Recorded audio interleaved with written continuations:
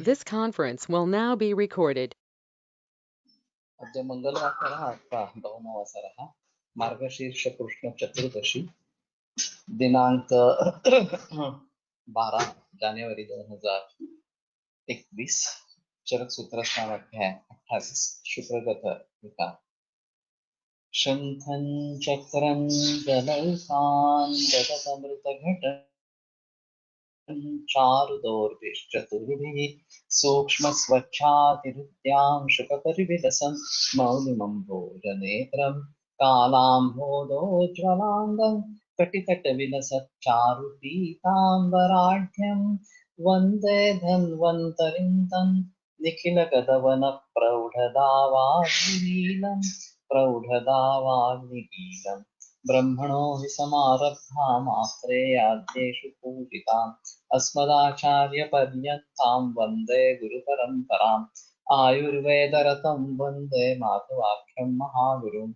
आयुर्वेदामृतं सर्वं शिष्येभ्यो यः प्रदत्तवान् द्रष्टाज्ञानी दृष्टकर्मा कृतकर्मा तथैव च अध्यापको विषक्श्रेष्ठो महान् संशोधकस्तथा गुणैरेतैः समुदितैः यत्कार्यं प्रतनोति सः समृद्ध्यर्थं हि कार्यस्य वयं न प्रयतामहे सरस्वत्यै नमो यस्याः प्रसादात् पुण्यकर्मभिः बुद्धिदर्पणसङ्क्रान्तं जगदध्यक्षमीक्षते आत्रेयं प्रथमं वन्दे आयुर्वेदजगद्गुरुम् आयुर्वेदामृतं सर्वं गृहीत्वा हि सुरेश्वरात् अग्निवेशादिकेभ्यो यत्प्रेच्छन्ति सत्तमः प्रथमं तन्त्रकर्तारम् अग्निवेशं नमाम्यहम्।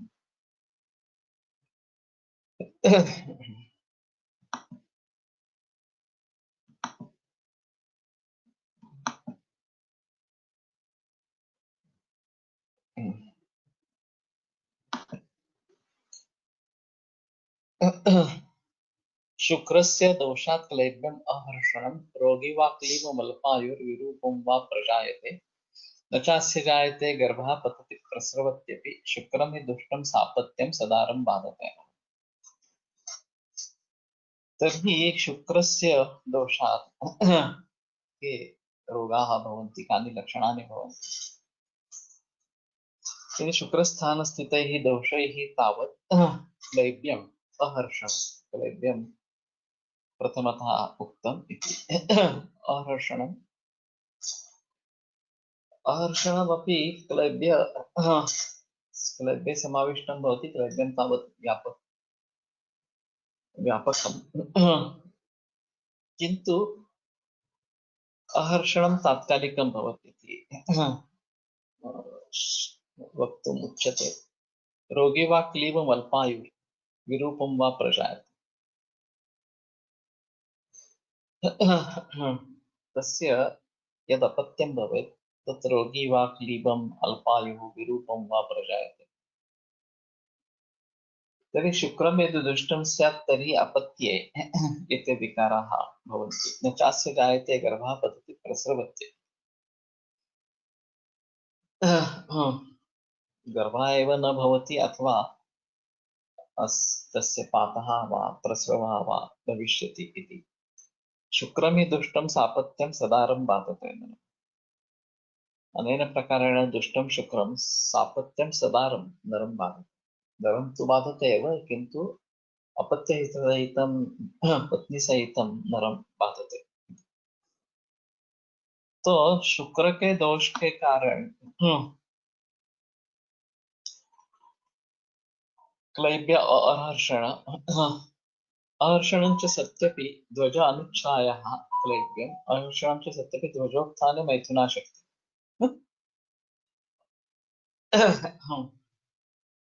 मैंने सोचा था कि अहर्षण यानी कि उसमें उत्थान नहीं होना और क्लैब्य ये दीर्घकाल वाली परंपरा है बिल्कुल ही नपुंसकत्व इस प्रकार का है तो इच्छा भी नहीं होती और शक्ति तो नहीं होती है इस प्रकार से ये जो एक हिंदी मूवी बनी थी अमोल पालेकर करके अनाहत करके इसमें वो राजा इस प्रकार का नपुंसक और उसको कोई इच्छा भी नहीं इस प्रकार का दिखाया गया था ये वो क्लैब्य इस प्रकार का है और प्रासंगिक अभी हर्षण नहीं हो रहा तो अहर्षण होगा ये मेरा मंतव्य। और अपत्य निर्माण होता है, नचा से जायते गर्भः, होता ही नहीं है। अगर होता है तो भी उसका गर्भस्राव या गर्भपात होता है। 3 महीने तक गर्भस्राव कहलाया जाता है, उसके आगे गर्भपात बताया जाता है। और ऐसे भी हालत में अगर गर्भावस्था पूरी हो गई तो भी रोगी क्लीब अल्पायु विरूप इस प्रकार का गर्भ निर्माण होता। तो दुष्ट हुआ शुक्र सापत्यम सदारम, अपने अपत्य को भी बाधा निर्माण करता है, खुद को भी बाधा निर्माण करता है, और सदार पत्नी को भी बाधा निर्माण करता है, पत्नी सहित खुद को बाधा निर्माण करता है, इस प्रकार से। तो ये समझ लेना काफी जरूरी है। अब सदारम बाधक नरम, इसका संबंध हम एसटीडी से ले सकते हैं। जो HIV या तुरंत उपदंश, ये जो सेक्सुअली ट्रांसमिटेड डिसीजेस है, या फिलहाल की कंडीशंस में हेपेटाइटिस बी वगैरह इस प्रकार के जो भी है, वो पति पत्नी में ट्रांसफर हो सकते हैं जब सेक्सुअल इंटरकोर्स होता रहता है। तो सदारम का मतलब यहाँ इस प्रकार से ले सकते हैं, और खास करके इन्फेक्शियस डिसीजेस इस प्रकार से ट्रांसमिट हो सकते हैं, और अपत्य में भी आते रहते हैं। अब ये जो जीन्स के बारे में बात की जाती है, अभी कैंसर के बारे में सोचा जाए तो ये जो म्यूटेशन हुआ हाइब्रिडाइजेशन के जरिए, चाहे गायों में हो या फिर फसल में इस प्रकार का हो, और उसको निर्बीज बना दिया म्यूटेट करते समय, क्योंकि सीड कंपनीज को हर बरस सीड्स बेचने हैं इस प्रकार से। तो उसके जरिए हमारे शरीर में भी म्यूटेशंस इस प्रकार के हो गए, और ऑन्कोजीन्स सभी में मौजूद है। पूरे विश्व भर में सभी में ऑन्कोजीन्स मौजूद है। और ऐसा कहा जाता है कि एक जीवन में 3 बार एक्सीडेंट होते हैं ऑन्कोजीन्स के साथ, यानी कि कैंसर निर्माण होने की संभावना होती है। अगर एनवायरमेंटल फैक्टर या बाकी चीजें अनुकूल हो तो कैंसर व्यक्त हो जाता है, और अगर वो प्रतिकूल हो तो हमारी प्रतिकार क्षमता उसके ऊपर कब्जा कर लेती है, और फिर कैंसर सेल्स का आगे चलता नहीं है, कैंसर नहीं होता उस अवस्था में। लेकिन ऐसा कहा जाता है कि हर व्यक्ति के जीवन में 3 बार ये एक्सीडेंट होता है, कभी भी अगर ये व्यक्त हो जाएगा तो कैंसर के रूप में दिखलाई देगा इस प्रकार से। तो इसमें 2 फैक्टर्स माने जाते हैं, एक जेनेटिक फैक्टर और एक एनवायरमेंटल फैक्टर। हाँ, अभी जेनेटिक फैक्टर हमारे हाथ में वैसे नहीं है, सिर्फ हम आगे आने वाली पीढ़ी के बारे में सोच सकते हैं कि आने वाली पीढ़ी में ये जेनेटिक फैक्टर कम हो, इसलिए हमें नैसर्गिक आहार लेना चाहिए और पंचकर्म से शरीर शुद्धि करवानी। अगर पंचकर्म से शरीर शुद्धि करवा के कंसेप्शन करेंगे तो इसकी तीव्रता कम होगी, ऑन्कोजीन्स या किसी दूसरे प्रकार के जीन्स की तीव्रता कम होगी। और फिर भी हमें नियमित रूप से नैसर्गिक अन्न खाना है, हाइब्रिडाइज खाना ही नहीं है इस प्रकार से। अब ये काफी मुश्किल है। अभी ऑर्गेनिक जो मिलता है उसमें सीड्स देसी ही है ऐसा नहीं है, केवल सुभाष पालेकर नेचुरल फार्मिंग जो है उसमें देसी सीड्स का प्रयोग होता रहता है। बाकी ऑर्गेनिक जो फार्मिंग है उसमें सीड्स देसी नहीं है, सीड्स हाइब्रिडाइज्ड है, पर केमिकल पेस्टिसाइड्स या फर्टिलाइजर्स का उपयोग नहीं होता। तो नॉर्मल खाना खाने के बजाय ये बेहतर है कि कम से कम ऑर्गेनिक तो खाओ। और उससे भी बेहतर है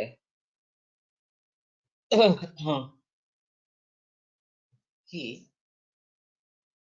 नैसर्गिक खाव इस प्रकार से रसामुळे येणारे क्लैब्य आणि शुक्रामुळे येणारे क्लैब्य याच्यामध्ये फर्क असेल. शुक्र से उत्पन्न होने वाला जो क्लैब्य है वो ज्यादा कष्टदायक इस प्रकार का है. तो रस से उत्पन्न होने वाला तात्कालिक इस प्रकार का रहेगा और वो थोड़ा इजीली हैंडल होना चाहिए. लेकिन षंडी योनि बताई गई है. षंडी से अनुपक्रम इस प्रकार की बताई गई है. तो अस्तनी नृद्वेषिणी स्तन का निर्माण ही नहीं होता है और नृद्वेष ये लक्षण होता है. तो उसमें ये समझ लेना जरूरी है कि ये शुक्र उसी समय दुष्ट हो गया कंसेप्शन के समय इस प्रकार से और दुष्ट शुक्र के कारण दुष्टार्थ से कारण ये हो रही है. स्त्रियांमध्ये क्लैब्य व आहार अहर्षणम अर्थ कसा घ्यावा वही रहता है. इच्छा नहीं होती या द्वेष उत्पन्न होता है या भी जैसे षंडी योनि मैंने जैसे बताई इस प्रकार से और इच्छा नहीं है या हर्ष नहीं है ये एक अलग चीज इसमें रहेगी.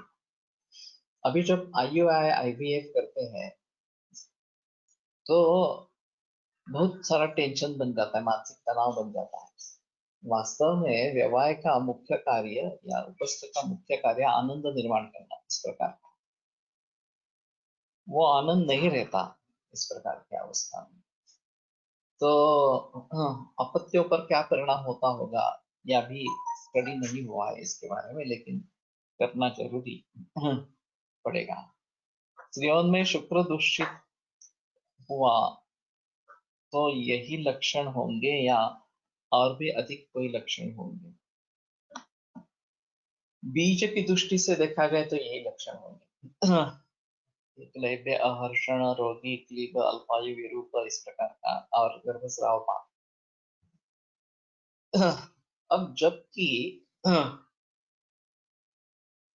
हैबिचुअल अबॉर्टस आते रहते हैं और दूसरे महीने में खासकर गर्भस्राव होता रहता है और एक दो इस प्रकार से अबॉर्शंस होने के बाद बहुत सारा टेंशन बढ़ जाता है और फिर उस अवस्था में टेंशन के जरिए फिर से अबॉर्शंस होते रहते हैं. तो काउंसलिंग और दवाइयां दोनों का प्रयोग होना जरूरी इस प्रकार का रहता है.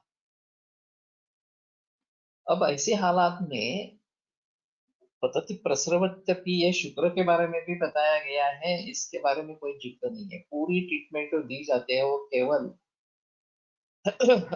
उस औरत को दी जाती है. इसके बारे में ज्यादा से ज्यादा सीमेन एग्जामिनेशन की गई है और वो नॉर्मल है अगर तो उसके आगे कुछ करना ही नहीं है. शुक्र की दृष्टि रियली हमारे हिसाब में है या नहीं ये देखा ही नहीं जाता. एक बार सीमेन रिपोर्ट नॉर्मल है तो ठीक है, उसको कोई ट्रीटमेंट नहीं देनी है इस प्रकार से. लेकिन मैं जिक्र करता रहता हूँ कि वंध्यत्व के लिए जो आते हैं वो दोनों की ट्रीटमेंट करनी है, दोनों को पंचकर्म करवाने हैं ऐसा सुझाव देता हूँ. बहुत थोड़े लोग पुरुषों में पंचकर्म वगैरह करवाते हैं, ज्यादा से ज्यादा ट्रीटमेंट लेते हैं, परहेज करते हैं. लेकिन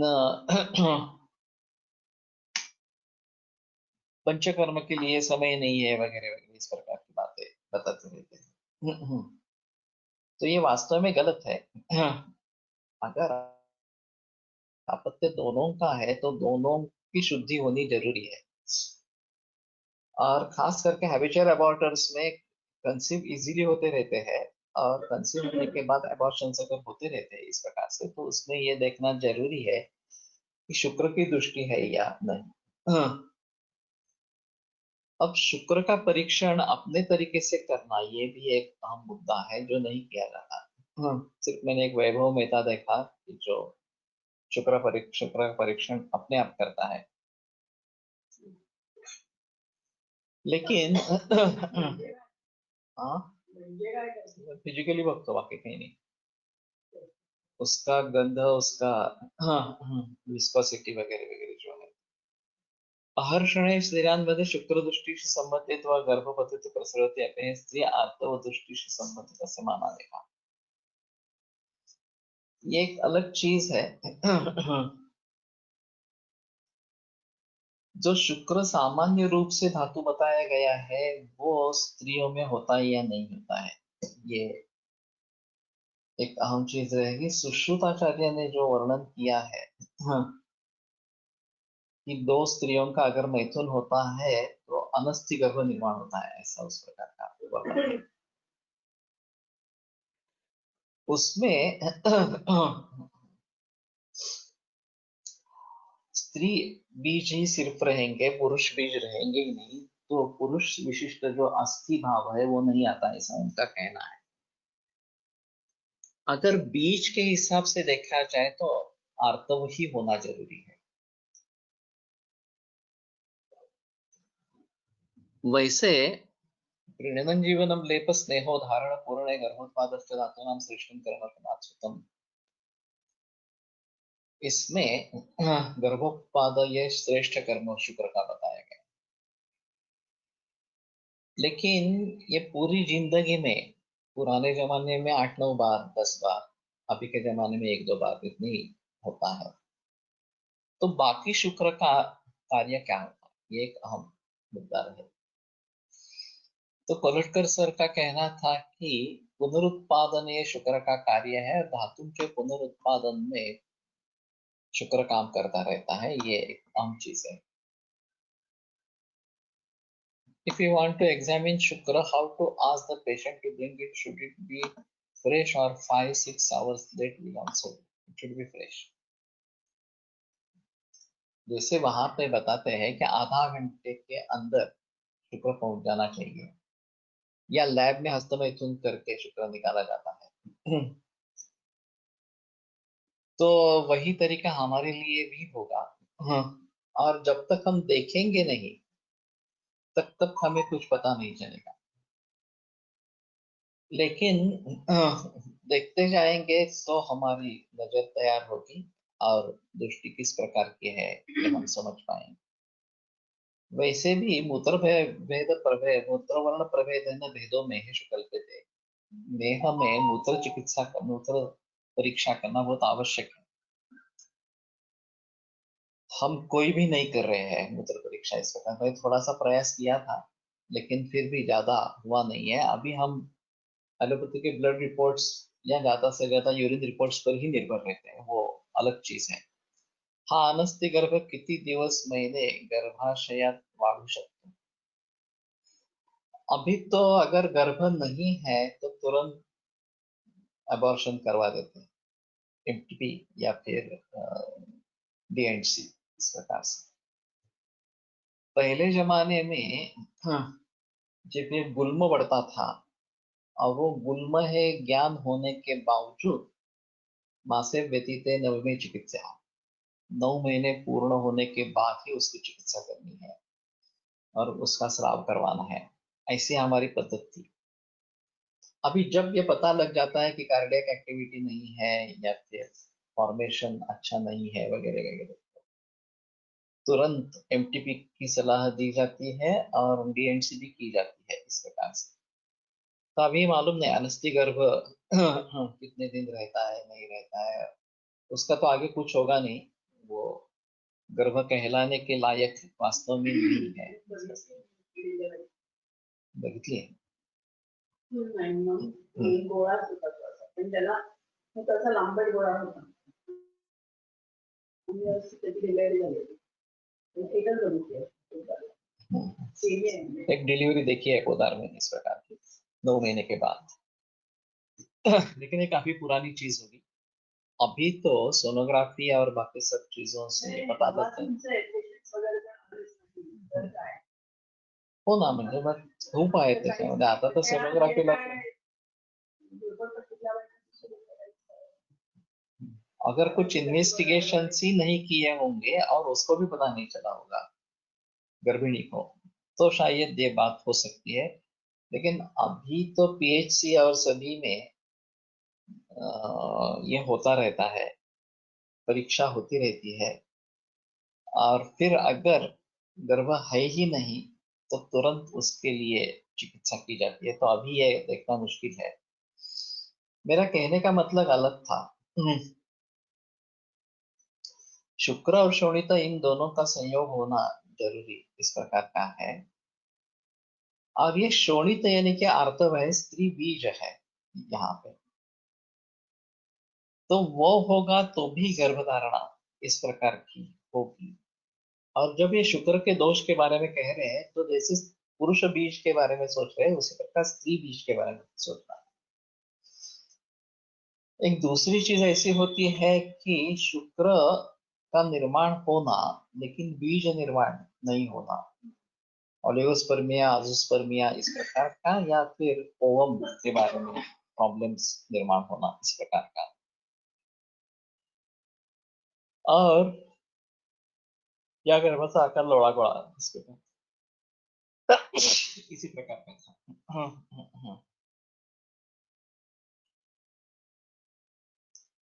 तो शुक्र इन जनरल एज ए धातु,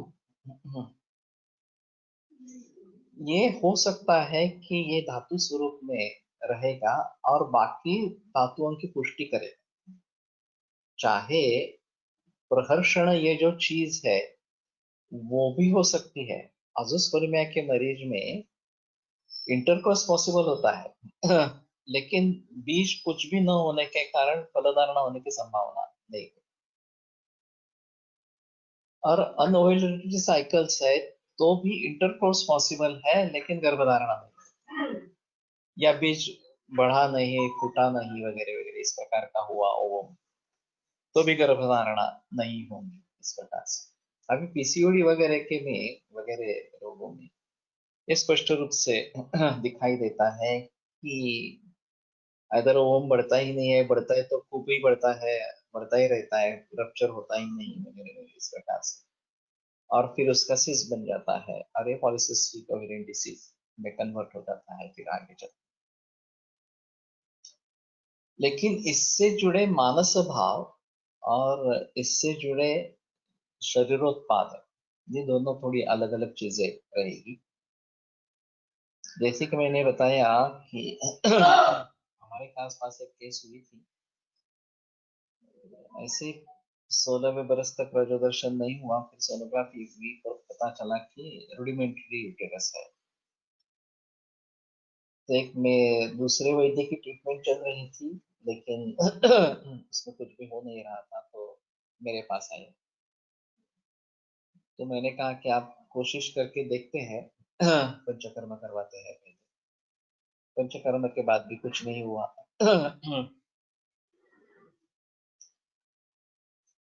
तो फिर डॉक्टर, एलोपैथिक डॉक्टर की सलाह ली गई। उन्होंने बताया कि हम प्लास्टिक सर्जरी करके पाउच निर्माण करेंगे ताकि इंटरकोर्स पॉसिबल हो जाए। और वैसे ब्रेस्ट डेवलपमेंट थी और इच्छा भी थी विवाह की, लेकिन विवाह के लिए वहां जगह ही नहीं थी। तो ये प्लास्टिक सर्जरी करवाई गई, और फिर उन्होंने एडवर्टाइजमेंट दे दी, और एक अजूसपुरी में आने वाली व्यक्ति मिली जिसको भी विवाह की इच्छा थी, लेकिन स्पर्म काउंट्स कुछ भी नहीं थे, 0 स्पर्म्स थे। दोनों की शादी हो गई और फिर उन्होंने अडॉप्ट कर लिया आगे चल। तो ये फिर भी अच्छा उदाहरण है। मेडिकली हम क्या कर सकते हैं ये अलग चीज रहेगी, लेकिन उस कंडीशन में क्या मार्ग हो सकते हैं, ये तो मेरे ध्यान में नहीं आया था कि प्लास्टिक सर्जरी करके इंटरकोर्स के लिए जगह जगह बना दी जाए। ये मेरे ध्यान में तो नहीं आया था, वो गायनेकोलॉजिस्ट ने सुझाव इस प्रकार का दिया। In some men, it is found that they can masturbate, but no urge for intercourse. Why so? बताना मुश्किल है, मैंने सुना नहीं था अभी इस प्रकार से। विदेशों में खास करके बड़ी प्रॉब्लम है, और वो वहाँ के रीति रिवाजों के अनुसार है। मैंने बताया था लैट रिलेशन करके होता है, लिविंग अपार्ट टुगेदर।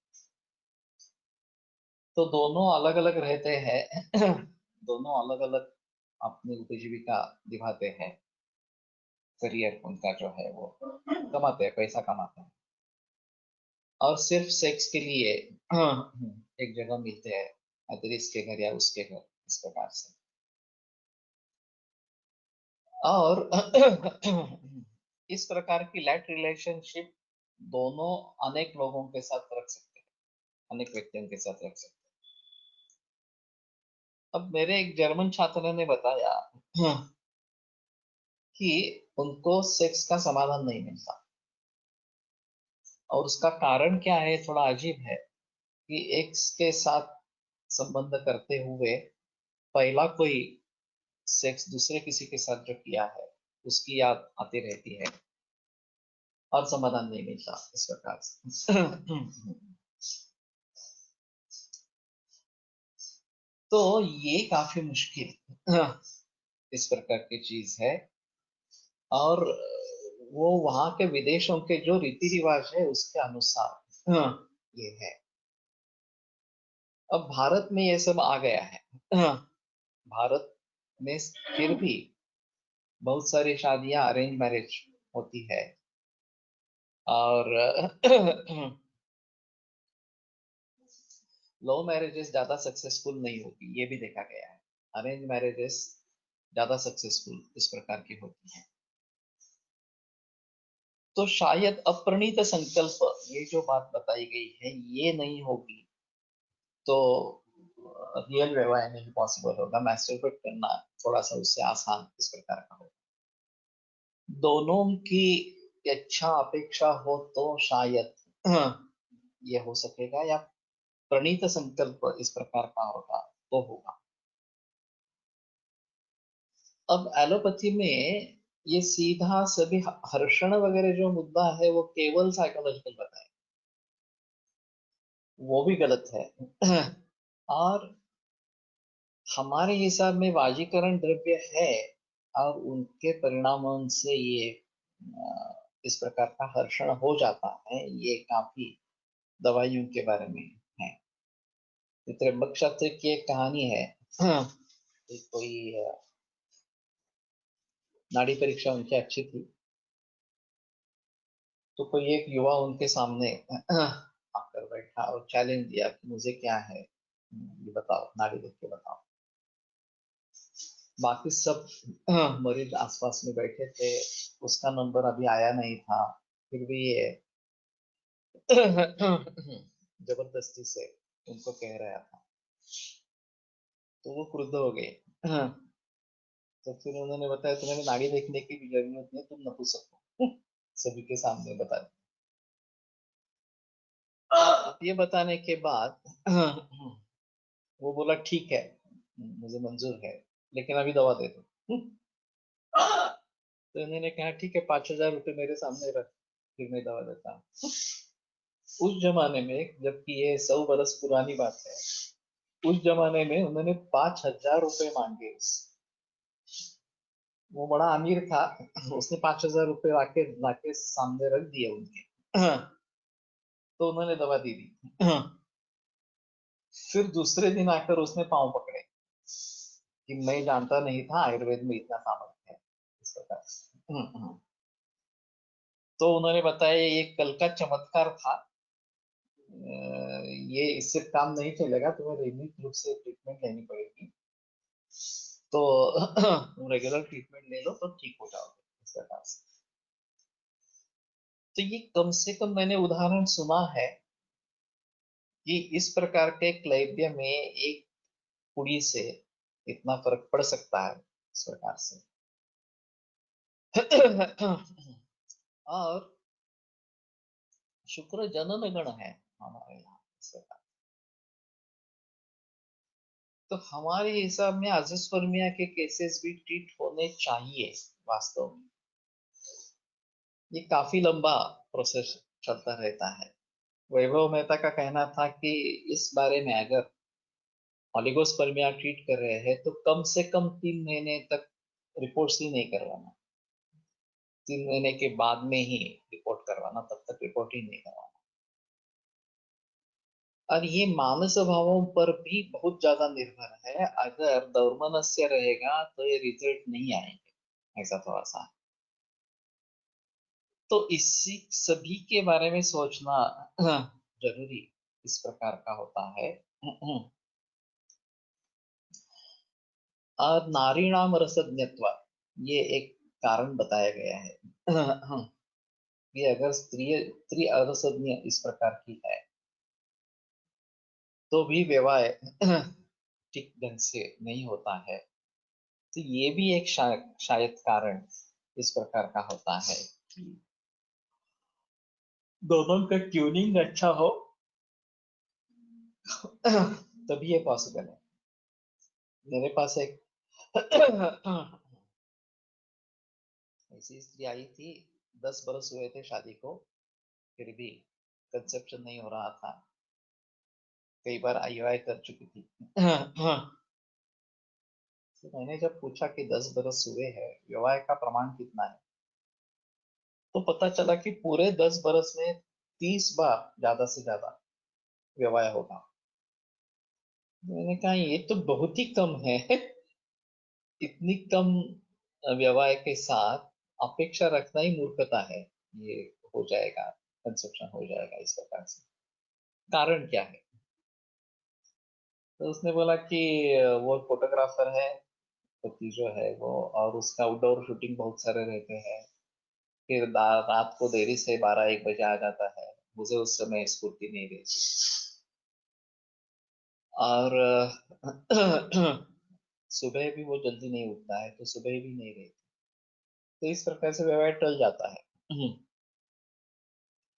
तो मैंने कहा कि कम से कम तुम्हारे ओव्यूलेशन के समय तुम साथ में हो किसी न किसी तरीके से, ये देखो।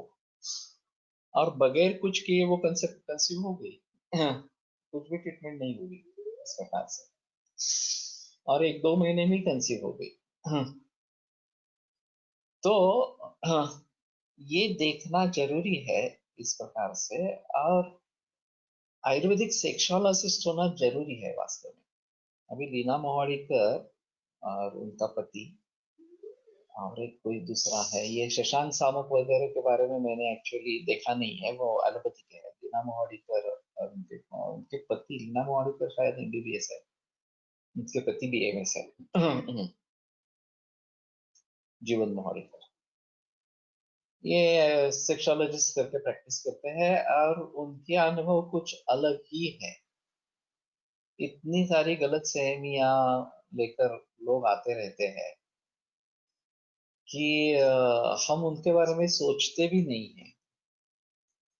एक ने कहा कि सागर किनारे पर, समुद्र किनारे पर विवाह हुआ, और फिर उसका कहना था कि उसमें वालू अंदर चली गई है इंद्रिय में,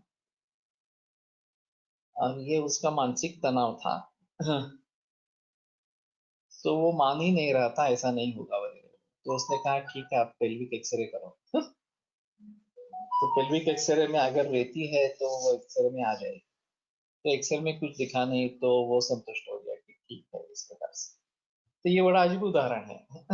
हम इसके कभी बारे में सोच भी नहीं सकेंगे। और ज्यादातर उदाहरण दोनों तरीके से क्लैब्य होना मानसिक कारणों से, ये ज्यादा इस प्रकार के हैं।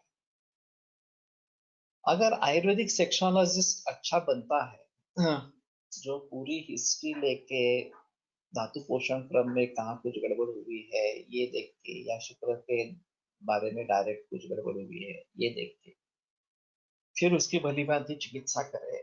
और हमारे यहाँ बहुत सारे द्रव्य है, प्राणीज भी है, वनस्पति भी है, खनिज भी है, जो शुक्र बढ़ावा देने वाले वगैरह, या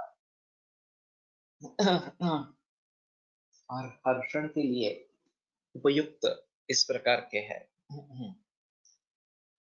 और धातु परंपरा के बारे में बहस इस प्रकार की है। खाने पीने के बारे में बहस काफी है। तो इसको हम भली भांति ज्यादा अच्छा हैंडल कर सकेंगे ऐसा है। लेकिन फिलहाल इसके बारे में चर्चा ज्यादातर होती नहीं है। अभी ये जो 40 नंतरचं काम जीवन, ये शशांक सामंत के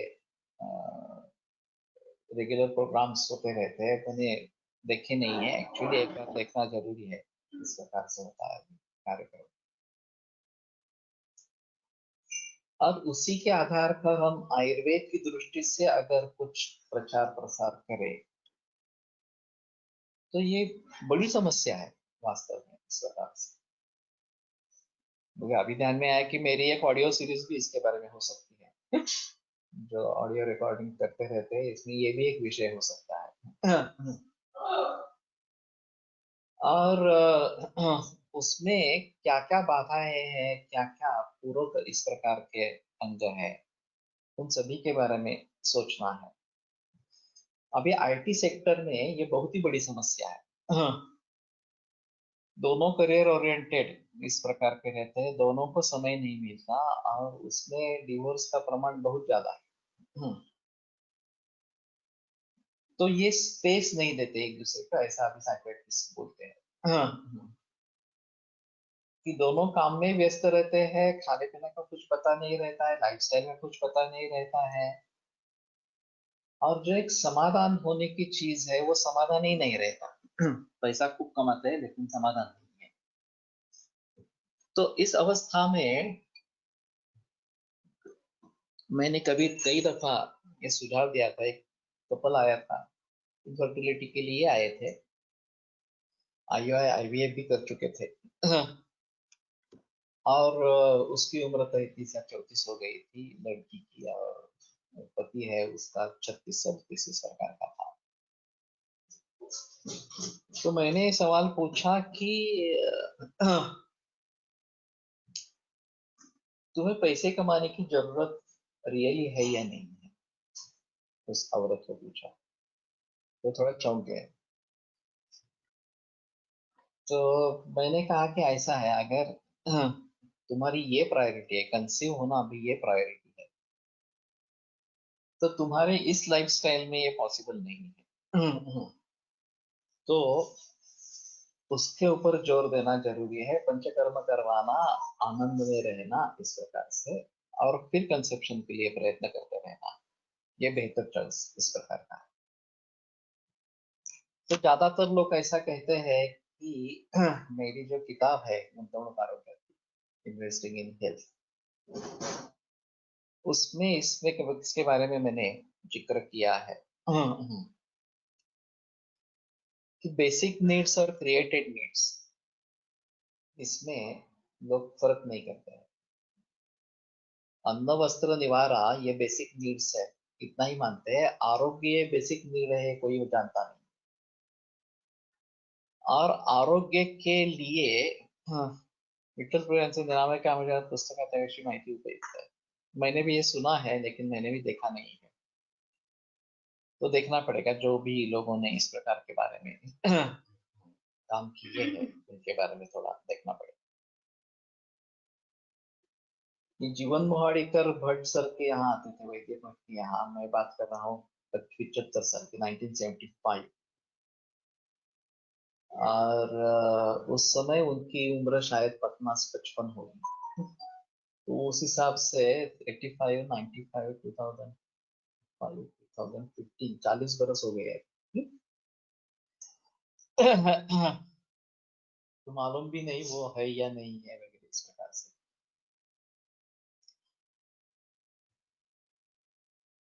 तो मैं बात कर रहा था तो उस लड़की की, ज्यादातर ऐसा होता है कि क्रिएटेड नीड्स, इसमें हम ज्यादा जिक्र करते रहते हैं। अन्न वस्त्र निवारा ये बेसिक नीड्स है, और उनको भली भांति करना है, वो तो जरूरत है, वो तो उसके लिए प्रयास करनी ही है। लेकिन आरोग्य भी उससे बेहतर, उससे बड़ी बेसिक नीड है, और उसके लिए प्रयास करना जरूरी है, जो नहीं होते हैं। ये एक अहम चीज इस प्रकार की रहेगी। और लोगों की स्थिति कैसी रहती है, जैसे ही पैसा मिलने लगता है तो पहले सोचते हैं घर के बारे में, कि जिस प्रकार का घर अभी उनका है उससे बेहतर बड़ा इस प्रकार का अच्छे लोकेलिटी में घर हो, इसके लिए प्रयास करते हैं। तो ये काफी मुश्किल होता है क्योंकि जो आमदनी होती है उस हिसाब से, हाँ, वो घर ले पाना आसान नहीं होता इस प्रकार से। तो फिर कॉम्प्रोमाइज कहाँ पे करेंगे, तो डिसाइड कर लेते हैं कि दोनों को ही अर्निंग करना है, दोनों को करियर करना ही है, तभी इंस्टॉलमेंट्स हम पे कर सकेंगे जो भी कर्जा उठाएंगे उसके बारे में। और इस प्रकार में एक बार घुस गए तो फिर आगे इश्यूज के बारे में सोचना मुश्किल हो जाता है कि अगर नौकरी छोड़नी है या पार्ट टाइम जॉब करना है, तो बोलते हैं, नहीं नहीं, ये पॉसिबल नहीं है, हमारे हफ्ते इतने हैं कि अगर एक की नौकरी चली गई या एक ने पार्ट टाइम जॉब ले लिया तो आगे पॉसिबल ही नहीं होगा इस प्रकार से। तो ये स्थिति रहेगी तो हम जीवन में क्या पाना चाहते हैं, ये एक अहम चीज इस प्रकार की रहेगी। हमारा समाधान किसमें है, ये देखना बहुत जरूरी इस प्रकार का है। और फिर उसके लिए कुछ सैक्रिफाइस करना पड़े, कुछ त्यागना पड़े तो भी ठीक है। संयोग से जब मैंने ये कपल से बात की तो उसने कहा कि ठीक है, ये इस्तीफा दे सकती है, घर में रह सकती है, गृहिणी हो सकती है, मेरा जो अर्निंग है उसके ऊपर हम घर आराम से चला सकेंगे, उसमें कोई प्रॉब्लम नहीं है। और वास्तव में हम इस प्रकार की डॉक्टर की खोज में थे कि जो ये सलाह हमें दे, हम सलाह नहीं, हम इस बारे में सोच नहीं रहे थे। मैं थोड़ा थोड़ा अभी सोचने लगा था कि ये जरूरी है क्या नहीं है इस प्रकार के। लेकिन जितने भी गायनेकोलॉजिस्ट के पास हम गए तो उन्होंने कहा 2 बार हुआ है, फिर और 3-4 बार करेंगे आईवीएफ, आईवीएफ ही करते करते रहेंगे बस, बाकी कुछ नहीं करना है इस प्रकार से। तो किसी ने भी ये सुझाव नहीं दिया कि तुम स्पेस नहीं देते हो एक दूसरे के लिए, हाँ, तो समय देना जरूरी है, ये पैसों से बात नहीं होगी इस प्रकार से। तो अगर कम से कम जो पत्नी है वो जॉब छोड़ देगी या कम से कम पार्ट टाइम जॉब ले लेगी तो समय मिलेगा, समय मिलेगा तो पंचकर्म वगैरह सब कराएंगे और इसके लिए प्रयास करेंगे। मैं कई दफा सुझाव देता हूँ कि ओव्यूलेशन के समय पिकनिक के लिए जाओ या दूसरा हनीमून के लिए जाओ, दूसरे तीसरे हनीमून के लिए। रम्यामनांता कुलीनानि शैलाः वगैरह, ये जो वातावरण के बारे में बताया गया है, वाचीकरण के बारे में, तो ये निश्चित रूप से काम करता है। हाँ, तुम्हारी मनस्थिति भी उस प्रकार की हो, तुम अपने, हाँ, कार्यों में जो व्यापृत रहते हो उस कार्य से अलग इस प्रकार के हो गए हो, तो चांसेस बढ़ते हैं कंसीव होने के। लेकिन इसके बारे में कोई जिक्र ही नहीं करता। हाँ, सब एलोपैथी के जैसे सोचते रहते हैं कि हाँ, उत्तर बस्ती करेंगे, ये दवाइयां देंगे, वो दवाइयां देंगे, पंचकर्म करवाएंगे वगैरह वगैरह। आयुर्वेद के लोग भी इस दृष्टि से देखते ही नहीं है कि इसमें जो मानसिक तनाव है, इसमें जो उसके लिए अनुकूलता होनी चाहिए, या अनुकूलता नहीं होती है। कई दफा ऐसा भी होता है कि ये मानसिक तनाव बढ़ जाता है, बहुत सारा कंसेप्शन नहीं होता, अडॉप्ट कर लेते हैं, और अडॉप्शन के बाद तनाव कम हो गया तो नेचुरल कंसेप्शन भी हो जाता है, ये भी उदाहरण देखेंगे। तो मतलब ये है कि इसमें एलोपैथी मानसिक मानती है लेकिन उसके लिए प्रयास कुछ नहीं करती। ये सब साइकोलॉजिकल इफेक्ट है ऐसा कहते हैं, लेकिन उसके लिए प्रयास कुछ भी नहीं किए जाते। और अगर एडॉप्शन का निर्णय लेना है तो वो भी जल्दी लेना है। 40-44 उम्र के बाद अगर एडॉप्शन का निर्णय ले लेंगे तो ये काफी मुश्किल होगा। तो 35 में कम से कम 35-36 में एडॉप्शन का निर्णय अगर लेना है तो लेना जरूरी इस प्रकार का रहेगा। उससे आगे अगर ये पॉसिबिलिटी नहीं है, मानसिक स्तर पर भी प्रयास किए हुए हैं और फिर भी नहीं हुआ है कंसेप्शन, या पत्रिका के जन्म पत्रिका के अनुसार चांसेस ही नहीं है कंसेप्शन होने के वगैरह वगैरह इस प्रकार से, तो शायद एडॉप्शन के बारे में सोचेंगे। लेकिन फिलहाल परिस्थिति ऐसी है कि निर्मित गरज और स्वाभाविक गरज, नैसर्गिक गरज या basic needs and created needs, इसके बारे में अगर हमें पता ही नहीं चलता, इसके बारे में हम सोचेंगे ही नहीं, तो बड़ी मुश्किल इस प्रकार की हो। अब ये मेरी नई किताब वसा आरोग्याचा इस नाम से आने वाली है। इसका ऑडियो रिकॉर्डिंग किया गया है। सिर्फ ये कुछ बातें जो पहले किताब से लेनी है वो ऑडियो रिकॉर्डेड नहीं है, और इस ऑडियो रिकॉर्डिंग का अंग्रेजी भी हुआ है वास्तव में। ऑडियो फाइल्स और उसका माइक्रोसॉफ्ट वर्ड डॉक्यूमेंट इस प्रकार का, तो उसको अंग्रेजी में पब्लिश करने के बारे में सोच सकते हैं। हाँ, और वे वैसे इंटरनेशनली जाना चाहिए, या जैसे मैंने अभी बताया इसके ऊपर एक ऑडियो सीरीज अगर शुरू करते हैं तो उसके बारे में सोचना ये जरूरी इस प्रकार का होगा। आहार, शयन, ब्रह्मचर्य या अब्रह्मचर्य ये 3 उपस्तंभ है, और ब्रह्मचर्य या अब्रह्मचर्य एक महत्वपूर्ण उपस्तंभ है, तो उसको टाल भी नहीं सकते हैं, और उसके बारे में दुर्लक्ष करना भी अच्छा नहीं है। तो इन सभी के बारे में अगर सोचकर इनफर्टिलिटी की चिकित्सा की जाती तो शायद सक्सेस रेट हमारा बढ़ेगा इस प्रकार से। और वो जो अजोस्पर्मिया वगैरह इस प्रकार के जेन्युइन प्रॉब्लम्स है, या पीसीओडी, और फिर ओवम रप्चर हो ही नहीं रहा वगैरह वगैरह इस प्रकार के बारे में जो बातें हैं, उसके बारे में कैसे करेंगे ये थोड़ा सोचना पड़ेगा। और वैसे पूरी हिस्ट्री लेके कहाँ से शुरुआत करनी है इसके बारे में सोचना पड़ेगा। और बाकी धार्मिक वातावरण या संस्कृति क्या है, कल्चर क्या है, कितने पढ़े लिखे इस प्रकार के हैं वगैरह वगैरह, इस सभी के बारे में सोचना पड़ेगा। हमने अभी लेबर रखे थे, तो करीबन उम्र 25-27 होगी, 4 बच्चे थे उसके, और फैमिली प्लानिंग का वगैरह कुछ पता ही नहीं है। आमदनी कितनी है, कितने बच्चे हो रहे हैं, उसके बारे में वो बोले नहीं नहीं, हमें कुछ करना ही नहीं है, बच्चे होते रहेंगे। उसके बारे में कुछ सोचा ही नहीं है, आमदनी के बारे में, या वो पैसे कैसे कमाएंगे, क्या करेंगे उसके बारे में। तो ये दृश्य एक तरफ है, और दूसरी तरफ डिंक है, डबल इनकम नो किड्स। अभी मैंने उसके बारे में एक लेख हमारे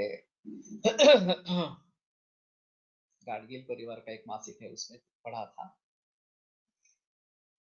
और उसका विरोधी लेख है कभी लोकसभा में या किसी में आया था, उसकी सराहना करने वाला कि डिंक कैसा अच्छा है, और डिंक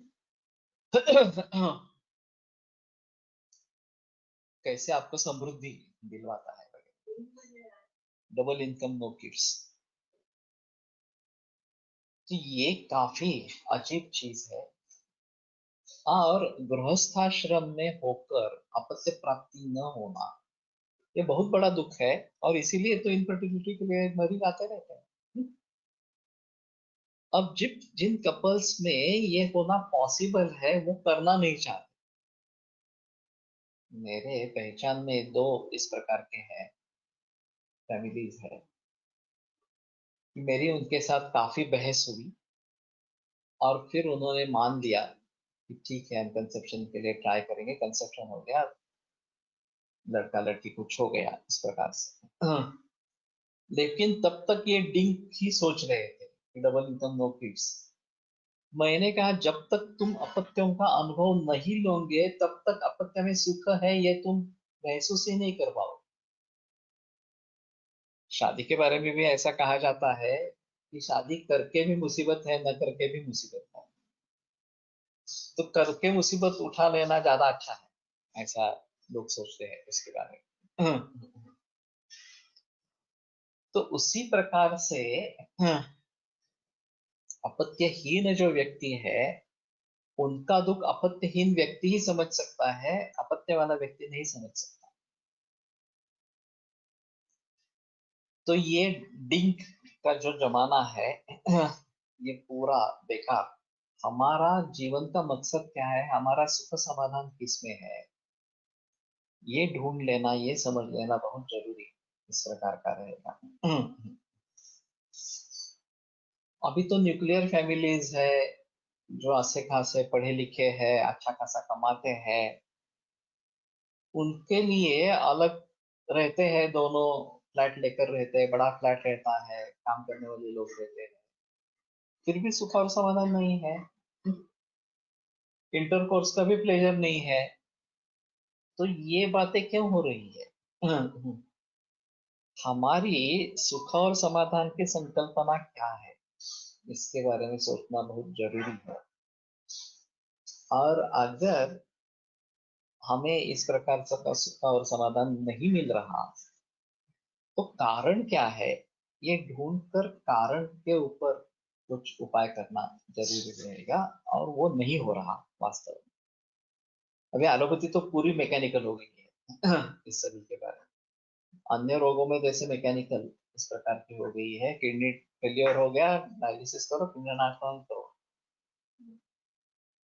इसी तरीके से शुगर हाई है, अभी इंसुलिन लेना है, ये गोलियां लेनी है, उसके नहीं हो रहा है, इंसुलिन लेना है, इंसुलिन का पंप बिठाओ। ज्यादा से ज्यादा मैकेनिकल कितना हो सके उतना मैकेनिकल ही करे। उसी प्रकार ये इनफर्टिलिटी के बारे में हो गया है कि सीमेंट बैंक से अगर अजोस्पर्मिया है, ठीक है, सीमेंट बैंक का इस्तेमाल करो। अगर कंसेप्शन नहीं हो रहा, आईयूआई करो, आईयूआई नहीं हुआ, आईवीएफ करो। ये सब मैकेनिकल मैकेनिकल बातें चल रही है। कहाँ मानस का विचार है, कहाँ सुख का विचार है, समाधान का विचार है। और उपस्थ का मुख्य कर्म अगर आनंद देना ये है, और आनंद नहीं मिल रहा है उससे, तो हम बड़ी भूल कर रहे हैं इसके बारे में। तो मेरा सुझाव है कि शुक्रम हि दुष्टम सापत्यम सदारम बाधते नरम, ये जो बात बताई गई है, हाँ, उसके ऊपर जिक्र करें। और फिर किस तरीके से हम अभी की समस्याओं के बारे में सुलझा सकेंगे, उस तरीके से हमें सोचना है। ये अहम चीज इस प्रकार की। इंद्रियाणि समाश्रित्य प्रकुप्यन्ति यदा मलाः उपघातोपतापाभ्यां प्रयोजयन्ति इंद्रियाणि। इंद्रियों में अगर दोष प्रकुपित इस प्रकार के हो जाते हैं तो उपघात और उपताप, उपघात विनाश और उपतापस्तु क्वचित वैकल्य, किंचित वैकल्य, ये इंद्रियों में हो जाता है ऐसा बताया गया है। ये और भी एक अलग माहौल, इंद्रियगत विकृति और इंद्रिय अधिष्ठानगत विकृति। अभी मॉडर्न साइंस में जो प्रयास होते हैं वो इंद्रिय स्थानगत विकृति विकृति के लिए ज्यादा से ज्यादा प्रयास होते रहते हैं। इंद्रिय की हानि कब होती है कैसे समझना, या इंद्रिय का नाश इस प्रकार का कब हो जाता है ये कैसे समझना, ये एक अलग चीज रहेगी। और उसके बारे में अलगता से इस प्रकार से सोचना पड़ेगा। ठीक है, कल आज दोपहर अमावस्या शुरू होने वाली है। कल अमावस्या है तो कल ये व्याख्यान नहीं रहेगा।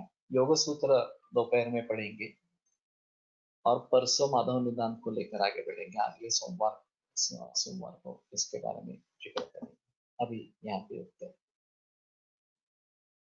आयुर्वेद प्रकांडो निगदित इह हि शल्यतंत्र प्रधानः शिष्येभ्यः शाश्वतोऽयं निखिलजनकृपा व्याप्तचित्तेन येन आयुर्वेदस्य वाञ्छन् पुनरपि भुवने ताञ्च सुष्ठु प्रतिष्ठां श्रेष्ठं धन्वन्तरिं तं प्रणमति च सदा वैद्यवर्गो हि नूनम् वैद्यवर्गो हि नूनम्। कहते इंद्रिय अधिष्ठान प्रकृति दोष, ये नहीं लगता मुझे।